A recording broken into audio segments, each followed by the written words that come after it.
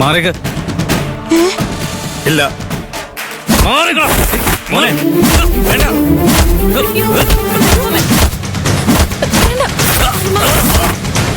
മോനെ വേണ്ട.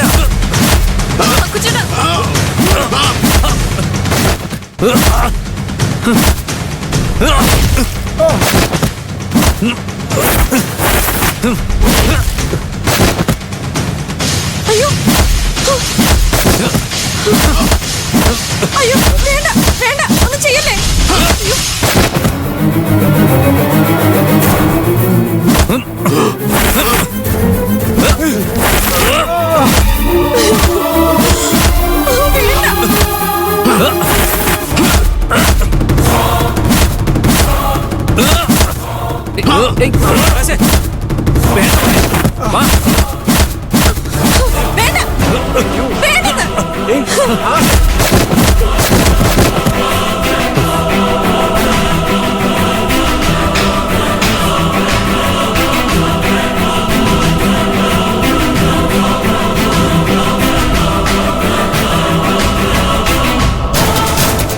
ഗോവിന്ദ ഗോവിന്ദമ്മ നമ്മളെ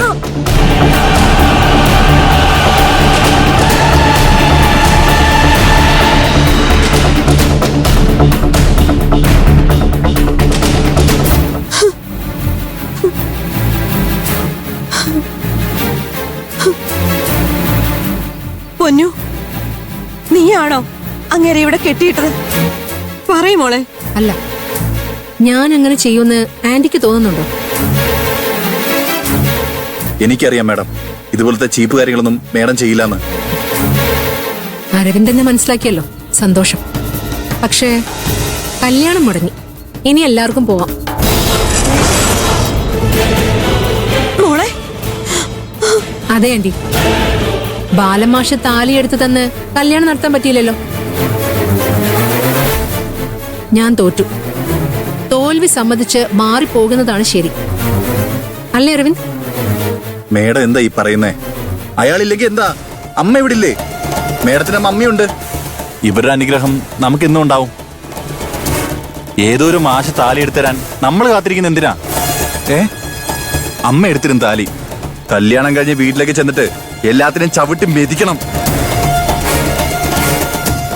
അരവിന്ദ്, ഞാനൊരു കാര്യം പറയട്ടെ. എന്താ മേഡം? ജീവിതത്തില് ഒന്നും വിട്ടുകൊടുക്കാൻ പാടില്ല, ആരോടും റിക്വസ്റ്റും പാടില്ല. കാരണം എന്താണെന്നറിയോ? ചീഫ് എഞ്ചിനീയർ ശ്രേയ രാജേശ്വരിയുടെ ഹസ്ബൻഡാണ് മിസ്റ്റർ അരവിന്ദ്. അപ്പോ എന്റെ അമ്മ താലി എടുത്തെന്നാ മതിയല്ലേ? ഞാനിപ്പൊ പറഞ്ഞതല്ലേ ഉള്ളൂ, ജീവിതത്തിൽ ഒന്നും വിട്ടുകൊടുക്കാൻ പാടില്ലെന്ന്. മാഷ് തിരിച്ചു വരും, താലി എടുത്തു തന്ന് കല്യാണം നടത്തുകയും ചെയ്യും. അതെങ്ങനെയാ മേഡം? നമ്മൾ കൊറേ പറഞ്ഞു നോക്കിയില്ലേ മോളെ? അയാള് പോവുകയും ചെയ്തു. തിരിച്ചു വരെ ഉണ്ടാവില്ല. രണ്ടു കൂട്ടരും അവരവരുടെ വാശിയിൽ നിൽക്കുക. എന്റെ മോന്റെ നല്ലൊരു ജീവിതം. ഞാനൊന്ന് പറയട്ടെ, ഇനി മോള് വാശി പിടിക്കാതെ. ദേ, മുഹൂർത്ത സമയം കഴിയാറായി. അതെ മേഡം. ശ്രേയ, ഹേമ അരവിന്ദം പറയുന്നത് കേട്ടുകൂടെ? നിന്റെ വാശി മാറ്റിവെക്ക്. നിന്നെ ചതിച്ചു പോയവനോട് നീ പ്രതികാരം ചെയ്യണമെന്ന് പറഞ്ഞത് ഞാനാ. അത് നടക്കണമെങ്കിൽ നീ ആ വീട്ടിൽ ചെന്ന് കയറണം. അതിന് കല്യാണമാണ് ഒരേ ഒരു പോംവഴി. ഞാൻ പറയുന്നത് കേൾക്ക്. മണ്ഡപത്തിൽ ചെന്നിരിക്കും മോളെ. ശ്രേയ, മണ്ഡപം വരെ എത്തിയിട്ട് കല്യാണം നടക്കാതെ വന്ന ആ പെണ്ണിന്റെ ജീവിതത്തില് മറ്റൊരു തിരിച്ചടി കിട്ടാനില്ല. എനിക്കുള്ളത് നീ മാത്രമാ. നിന്റെ കല്യാണം മുടങ്ങിയ അതെനിക്കുള്ള വലിയ ശിക്ഷയായിരിക്കും. ഞാനൊരുത്തിനെ വിശ്വസിച്ച് കൂടെ പോയി ജീവിതം തന്നെ ഇല്ലാതായതാ. നിനക്കറിയാലോ. നിനക്കാ ഗതി വരരുത്. ഞാൻ പറയുന്നത് നീ കേൾക്ക്.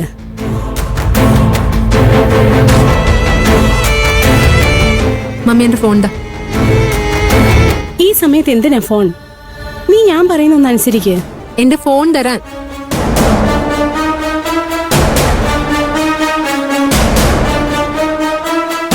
മോളെവിടെ പോവാ?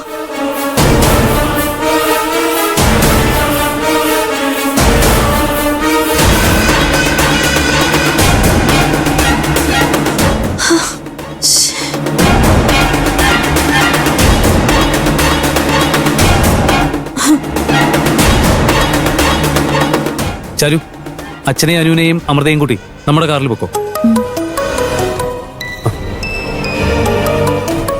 ശ്രേയ വിളിക്കുന്നു. ആ ഫോണിങ്ങിതാ. ചാരു, അറ്റൻഡ് ചെയ്യണ്ട. തോറ്റ വാശിയില്ലേ അവൾ എന്തെങ്കിലുമൊക്കെ പറഞ്ഞോണ്ടിരിക്കും. അവൾക്കിനി ഒന്നും ചെയ്യാനില്ലല്ലോ. എടുത്ത് സംസാരിക്കുമോടെ.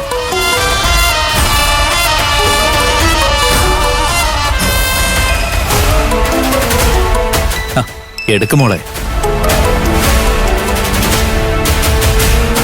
ആ പറയേ. സൂപ്പർ ചാരു.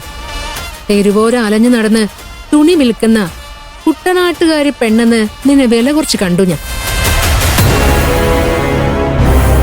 നിനക്ക് വിദ്യാഭ്യാസം കുറവാണെങ്കിലും ബുദ്ധിയുണ്ട്. ഞാൻ അങ്ങനെ ആരെയും പുകഴ്ത്തി സംസാരിക്കാറില്ല. നിന്റെ കാര്യത്തിൽ ഐ ആം ഇംപ്രസ്ഡ്. പക്ഷേ എന്റെ മുന്നില് മുട്ടി നിൽക്കാൻ നിനക്കാവില്ല ചാരു. ആ ഫോണിലേക്ക് ഞാനൊരു വീഡിയോ അയച്ചിട്ടുണ്ട്, അത് നോക്ക്.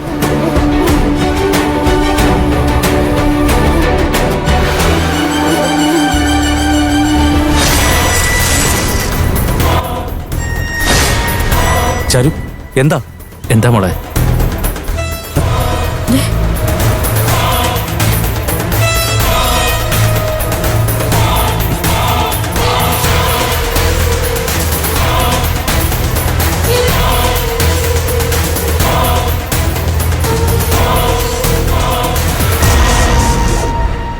എങ്ങനെയുണ്ട് വീഡിയോ? നിന്റെ അച്ഛന്റെ ജീവൻ ഇപ്പോ എന്റെ കയ്യിലാ. അയാളെ ഞാൻ കൂടെ കൊണ്ട് നടന്നത് ഇതിനായിരുന്നടി. എന്റെ സ്വന്തം തന്ത എന്നെയും അമ്മയും ഉപേക്ഷിച്ചു പോയി. പിന്നെ എന്തിനാടി എനിക്ക് വേറൊരു തന്ത? ഒരു കുപ്പി മദ്യം കൊടുത്ത് അയാളെ ഞാനങ്ങ് കൊണ്ടുപോയി. നിനക്ക് നിന്റെ അച്ഛന് വേണോ? വേണമെങ്കിൽ നീയൊക്കെ ഇറങ്ങിപ്പോയ അതേ സ്പീഡിൽ തിരിച്ചു വരണം, നിന്റെ ബാലമാമനെയും കൂട്ടി. മാഡം ശ്രേയ, അയാൾ എന്റെ മനസ്സിൽ എന്നേ മരിച്ചു കഴിഞ്ഞതാ. ഇനി നീ അയാളെ കൊന്നാലും എനിക്കൊരു ചുക്കൂല്ല.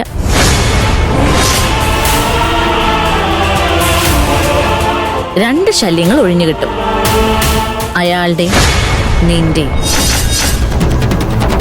വച്ചിട്ട് പോടി. കഴിഞ്ഞില്ല, ഒരു വീഡിയോ കൂടിയുണ്ട്, അതുകൂടി നീ കാണാം.